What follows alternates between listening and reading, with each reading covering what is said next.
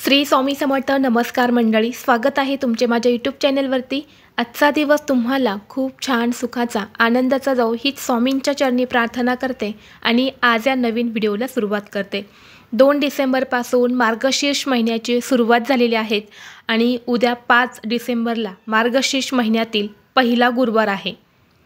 अगदी श्रावण महिन्यासारखाच हा मार्गशीर्ष महिना अत्यंत पवित्र आणि शुभ मानला जातो.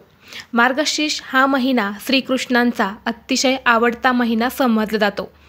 त्याचबरोबर या महिन्यात दर गुरुवारी महालक्ष्मीचं व्रत केले जाते. या व्रताचं पालन केल्याने भक्तांवर लक्ष्मीची कृपा राहते, यासोबतच ऐश्वर, यश आणि समृद्धी प्राप्ती होते. यासाठी दर गुरुवारी घरात घट मांडून महालक्ष्मी मातेच्या रूपाची पूजा केली जाते. यंदा मार्गशीर्ष महिन्यामध्ये 4 गुरुवार येत आहेत. पहिला गुरुवार उद्या 5 डिसेंबरला आहे, दुसरा गुरुवार हा 12 डिसेंबरला, तिसरा गुरुवार हा 19 डिसेंबरला आणि चौथा गुरुवार हा 26 डिसेंबरला असणार आहे. या महिन्यात भगवान विष्णूंच्या पूजेला जितकं महत्त्व आहे तेवढेच महत्त्व त्यांच्या प्रिय देवी लक्ष्मीच्या पूजेला सुद्धा आहे.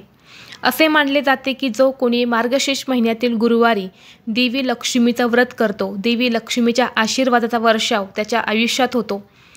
देवी लक्ष्मीच्या आशीर्वादाने त्यांच्या घरातील संपत्तीचं भंडार हे नेहमी भरलेलं राहतं. मार्गशीर्ष महिन्यात तुम्ही देवी लक्ष्मीला तुमच्या भक्तीने प्रसन्न केलं तर अशा लोकांवर गरिबीची सावली ही कधीच पडत नाही. देवी महालक्ष्मीचा अखंड आशीर्वाद त्या भक्तांवरती सदैव राहतो. हा दिवस अतिशय महत्त्वाचा असल्यामुळे या दिवशी काही प्रभावी उपायसुद्धा केले जातात. आज या व्हिडिओमध्ये मी तुम्हाला एक अतिशय प्रभावी असा उपाय सांगणार आहेत. उद्या मार्गशीर्ष महिन्यातील पहिलाच गुरुवार आहेत आणि या दिवशी आपल्याला मुठभर धन्यांचा हा अत्यंत प्रभावी उपाय करायचा आहे. हा उपाय केल्याने जीवनातील सर्व संकट अडचणी दूर होऊन सर्व कामात यश मिळेल. चहूबाजूने घरामध्ये पैसा हा येऊ लागेल. पुढील 33 वर्ष धनधान्य संपत्ती पैसा हा कमी पडणार नाहीत. असा हा एक मुठभर धन्यांचा उपाय आज व्हिडिओमध्ये मी तुमच्यासोबत शेअर करणार आहेत. त्यामुळे तुम्ही हा व्हिडिओ स्किप न करता शेवटपर्यंत पाहत राहा. चॅनलवरती नवीन असाल तर सबस्क्राईब करा आणि असेच माहितीपूर्व नवनवीन व्हिडिओ पाहण्यासाठी बेल आयकॉनला प्रेस करा. आज या व्हिडिओमध्ये मी तुम्हाला जो उपाय सांगणार आहे तर हा उपाय तुम्ही सकाळी किंवा संध्याकाळी करू शकता.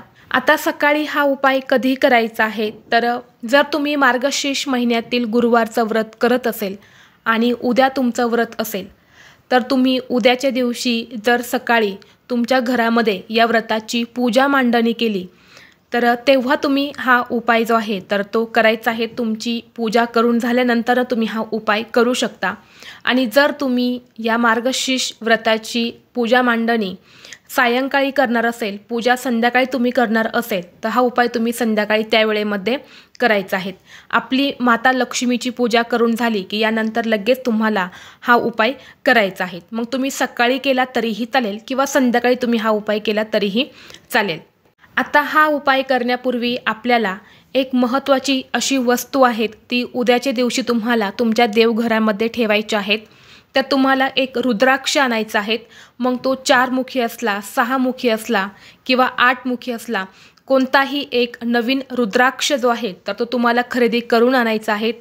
हा रुद्राक्ष घरी आणून त्या रुद्राक्षाची आपल्याला पूजा करायची आहे. त्या रुद्राक्षावरती आपल्याला 11 पळी पाण्याने अभिषेक करायचा आहे. अभिषेक करत असताना ओम नमः शिवाय, ओम नमः शिवाय हा मंत्र म्हणायचा आहे. अभिषेक करायचा आहे. यानंतर स्वच्छ पुसून काढायचा आहे आणि हा रुद्राक्ष आपल्याला संपूर्ण मार्गशीर्ष महिना संपेपर्यंत आपल्या देवघरामध्ये ठेवायचा आहे.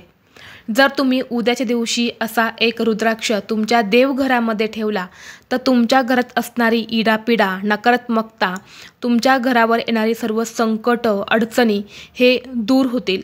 आपल्या कुटुंबावर कधीही वाईट संकट हे येणार नाहीत. म्हणून असा एक रुद्राक्ष जो आहे तर तो आपल्या देवघरामध्ये ठेवायचा आहे. हा रुद्राक्ष आपण घरात ठेवल्याने घरात सुख, शांती, समृद्धी नांदायला सुरुवात होते. आपल्याला प्रत्येक कामात यश मिळते आणि धनधान्य संपत्तीची कधीही कमतरता भासत नाही. आता शेवटच्या गुरुवारी तो जो रुद्राक्ष आहे तर तो तुम्हाला उचलून घ्यायचा आहे आणि यानंतर त्याच्यामध्ये लाल पिवळा जो धागा असतो तर तो तुम्हाला घालायचा आहे आणि घरातल्या एखाद्या व्यक्तीच्या गळ्यामध्ये तुम्हाला हा घालायचा आहे। खास करून जर मुलांच्या गळ्यामध्ये घातला तर तो अतिशय उत्तम असतो असे म्हटले जाते। तर हा आपल्या शिवपुराणामध्ये सांगितलेला उपाय आहे आणि हा उपायसुद्धा आपल्याला उद्याच्या दिवशी अवश्य करायचा आहे। त्याचबरोबर आपल्याला या दिवशी मूठभर धन्यांचा उपायसुद्धा करायचा आहे। धने हे माता लक्ष्मीला अत्यंत प्रिय आहेत। मार्गशीर्ष महिन्यातील गुरुवारी हा धन्यांचा उपाय केल्याने माता लक्ष्मी ही प्रसन्न होते। तसेच आपल्या प्रार्थना ज्या असतात, ज्या आपल्या इच्छा असतात, तर त्या माता लक्ष्मी पूर्ण करते आणि आपल्या घराची प्रगती व्हायला सुरुवात होत असते। तसेच हा धन्यांचा उपाय केल्याने घरातील आर्थिक स्थिती जी आहे तर ती मजबूत होते। पैशांच्या सर्व अडचणी या दूर होतात आणि घरात अखंड लक्ष्मी वास करत असते। कारण या धन्यांना साक्षात माता लक्ष्मीचं प्रतीक मानलं जातं आणि म्हणून आपण दिवाळीमध्ये धनतेरसच्या दिवशी धने खरेदी करत असतो।